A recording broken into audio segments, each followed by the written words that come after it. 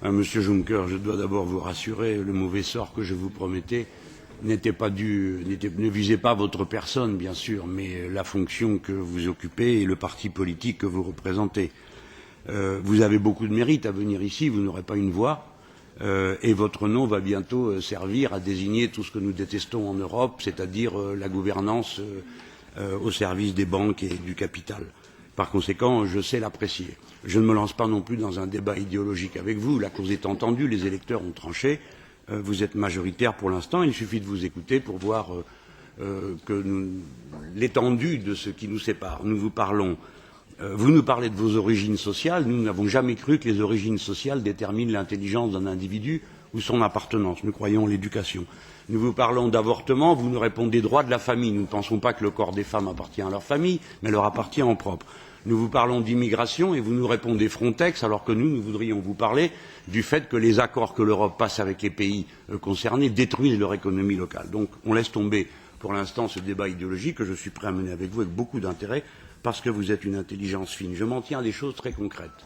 Premièrement, le grand marché transatlantique soulève en Europe une très grande émotion. Vous prenez des engagements, admettons qu'on vous croit, mais honnêtement, ce n'est pas la pratique d'une démocratie de croire seulement à la parole de celui qui décide. De quelle manière les peuples vont-ils être consultés sur ce traité lorsqu'il sera signé ou lorsqu'il sera en état d'être approuvé? Est-ce que ce sera le Parlement européen? Est-ce que les parlements nationaux? Ou est-ce qu'on peut même imaginer des formules beaucoup plus audacieuses de référendum populaire? Deuxième question.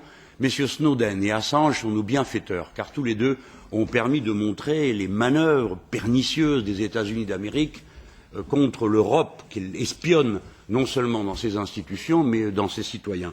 Que comptez-vous faire, si vous êtes président de la Commission, pour que ces deux personnes puissent circuler librement sur le territoire de l'Union européenne? Troisièmement, ça va aller vite. L'évasion fiscale, elle a déjà été mentionnée et plusieurs de mes collègues l'ont évoqué. C'est là le premier fléau.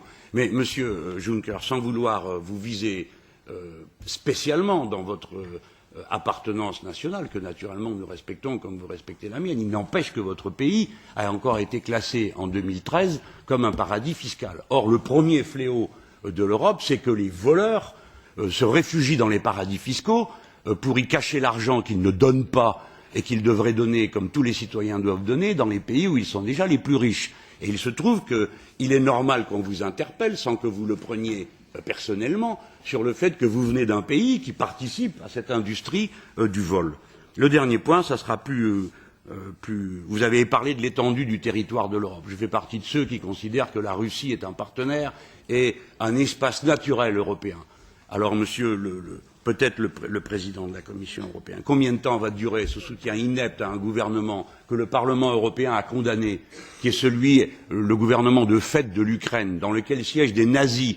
Est-ce que longtemps nous allons continuer à être à la remorque des Nord-Américains, à approuver un tel gouvernement sans un mot ni une main tendue à l'égard des Russes qui sont nos partenaires et non pas nos ennemis?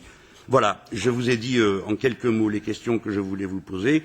Pour le reste, peut-être serez-vous élu avec l'approbation de la social-démocratie, mais bon, vous êtes ici devant l'opposition de gauche, il y en a une, voyez-vous, en Europe, tout le monde n'est pas d'accord pour que continue ce qui est en train de se passer. Monsieur Juncker, la dette ne sera pas payée. Vous êtes un homme assez averti, ayant été président du FMI pour le savoir. L'Argentine n'a pas payé sa dette. La plupart des pays ne les payent pas lorsqu'elle est écrasante. Nous sommes en train de souffrir pour rien. Et le président de la Commission a une autorité, celle qui consisterait à remettre en cause le statut de la Banque centrale européenne, de manière à ce que la dette soit rachetée, que les peuples cessent de souffrir et que nous n'allions pas à la catastrophe que serait une banqueroute généralisée et désorganisée. Je suis assez sensible aux propos, en partie, de Jean-Luc Mélenchon lorsqu'il parle de la Russie.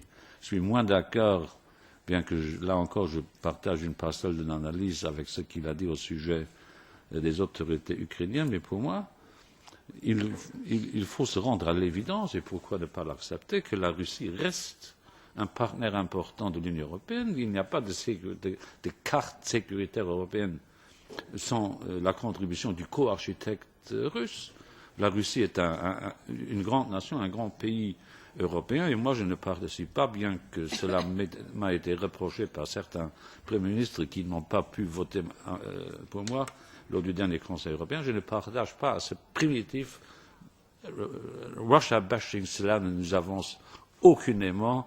Il faudra savoir que la Russie, pour nous, reste un partenaire stratégique avec lequel il faut savoir parler ouvertement lorsque des valeurs fondamentales sont bafouées, mais faire dans l'anti-russe, comme au vieux temps de la guerre froide, n'a pas de sens, et donc je ne serai pas partie de ce genre de propos.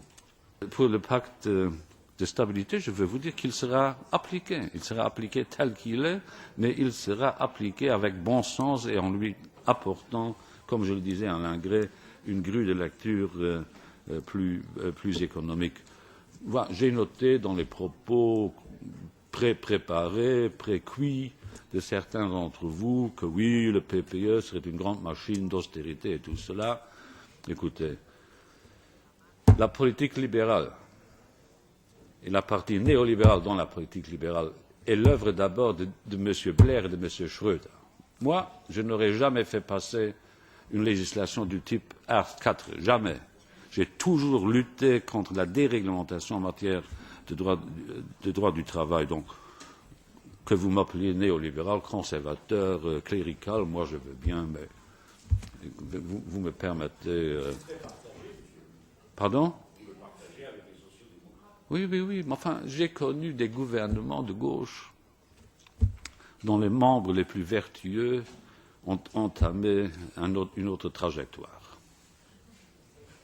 Et j'ai travaillé avec ces gouvernements et donc je sais qui était à l'origine des politiques néolibérales en Europe. Ce n'était pas moi.